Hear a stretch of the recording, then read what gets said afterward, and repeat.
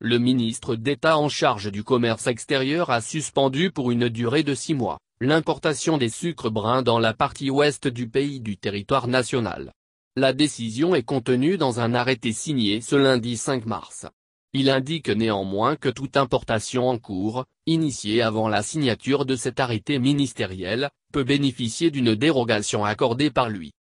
Jean-Lucien Bussat affirme que cette décision est prise pour protéger l'industrie locale, contre une augmentation imprévue des importations qui lui porte un préjudice grave. Cette mesure vise aussi à assainir et éradiquer l'entrée massive et frauduleuse des sucres bruns qui s'opèrent dans les postes frontaliers de la partie ouest de la RDC, ajoute-t-il. Jean-Lucien Bussat a aussi signé un arrêté qui porte restriction d'importation des sacs, sachets, films et autres emballages en plastique en RDC.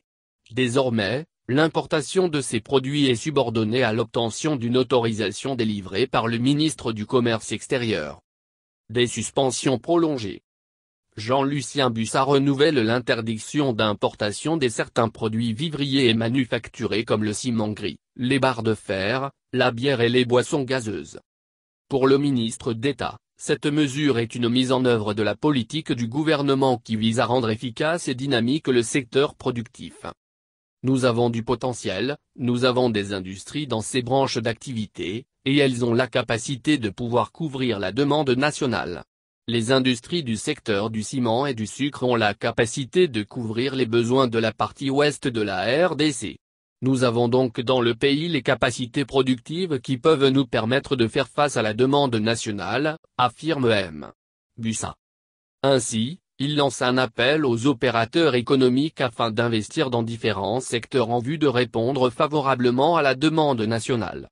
Car, affirme-t-il, le pays a la capacité de répondre aux besoins nationaux. Mais en même temps, la partie est du pays où nous n'avons pas encore des cimenteries, des sucrières, les opérateurs économiques, au regard de la demande solvable, disponible exprimée en millions des consommateurs, les industriels trouvent là un marché potentiel qu'ils doivent capter. Appel est fait aux opérateurs économiques privés pour investir dans le secteur, lance le ministre du Commerce extérieur.